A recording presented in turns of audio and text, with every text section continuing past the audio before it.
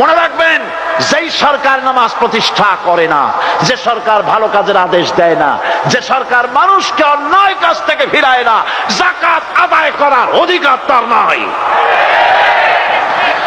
সুতরাং এমন এক সময় আসবে যখন আবার আমাদের জন্য সুখ শান্তি ফিরে আসবে। সেজন্য কোরআনের কাছে আসতে হবে। কার কাছে? এই কোরআন হলো সেই কোরআন। আমার নবী বলেছেন, মান ক্বালা বিহি সাদাকা।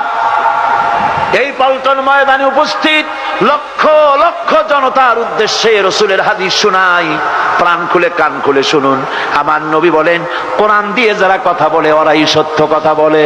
সুবহানাল্লাহ। আপনার নেতা বক্তৃতা করতে আসে, না আছে কোরআন, না আছে হাদিস, সব নিজেদের মন গড়া কথা, ঠিক কিনা? কোরআন দিয়ে যারা কথা বলে তারা সত্য কথা বলে, কোরআন দিয়ে যারা মানুষকে ডাকে ওরাই সঠিক পথের দিকে ডাকে। যেই ডাক শুরু হয় দুনিয়া থেকে, আর এর যাত্রা শেষ হয় জান্নাতুল ফেরদাউসে গিয়ে। আখরাজাহু তিরমিজি, তিরমিজি শরীফের হাদিস এটি। সুতরাং ইন্নাদ-দীন ইনদাল্লাহিল ইসলাম, জীবন ব্যবস্থা কেবলমাত্র কোনটা? জোরে বলেন, কোনটা? এই ইসলামের আইনের সামনে মাথা নত করে দিতে হবে।